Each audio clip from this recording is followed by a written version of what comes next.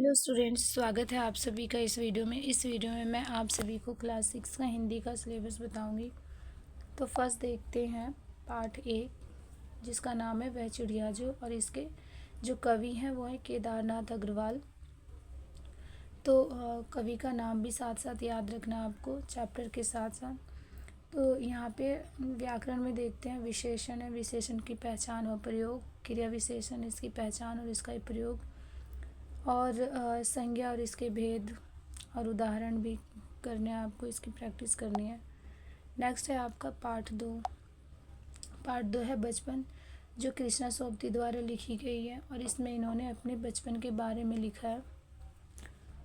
और व्याकरण में देखते हैं विशेषण, परिमाणवाचक विशेषण की पहचान और इसका प्रयोग, सार्वनामिक विशेषण की पहचान और इसका प्रयोग, सर्वनाम की पहचान और पुरुषवाचक सर्वनाम की पहचान और इसका प्रयोग कैसे करते हैं ये लिखना है आपको। यहाँ पे अनुच्छेद लेखन की प्रैक्टिस, निबंध लेखन की प्रैक्टिस भी करनी है। नेक्स्ट है आपका पार्ट 3 नादान दोस्त, जो प्रेमचंद द्वारा लिखी गई कहानी है। और व्याकरण में सर्वनाम, विशेषण, गुणवाचक विशेषण की पहचान और विराम चिन्हों की पहचान भी और प्रयोग, पठित एवं अपठित गद्यांश, इसके अभ्यास करने हैं आपको। नेक्स्ट है पार्ट 4 साथ ही याद बढ़ाना, साहिर लुधियानवी द्वारा लिखा गया एक गीत है।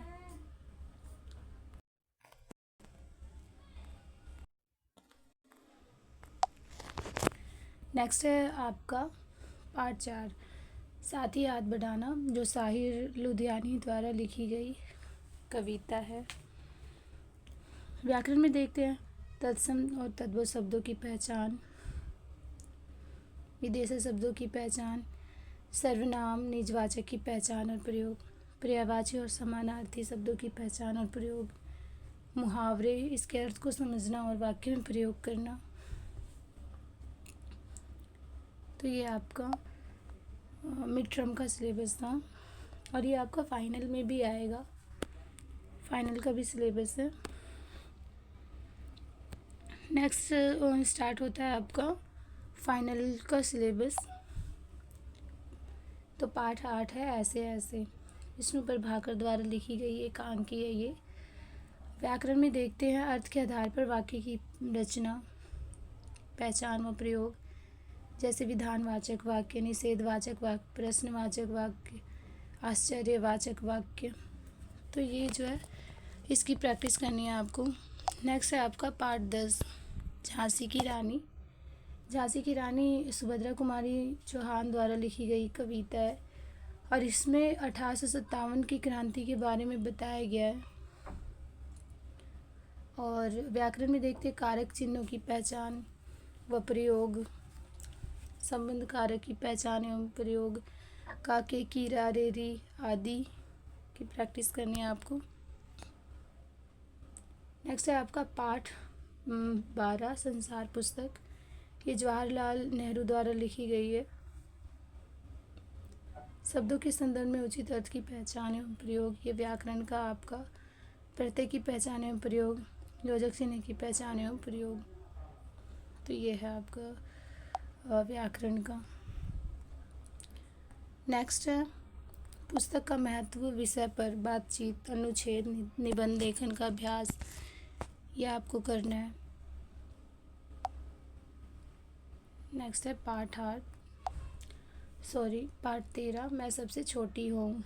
तो ये सुमित्रा नंदन पंत द्वारा लिखी गई कविता है और इसमें बचपन की स्मृतियों के बारे में बताया गया है। और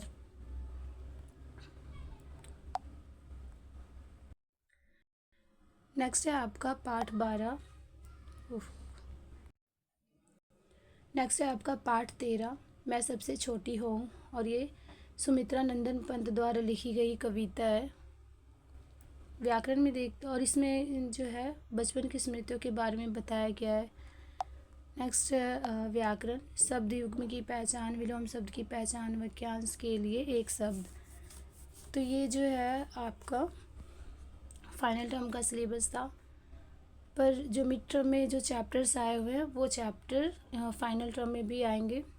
फाइनल टर्म में फाइनल के तो आएंगे ही, पर मिड टर्म के भी चैप्टर्स आएंगे, तो दोनों की प्रैक्टिस अच्छे से करनी है।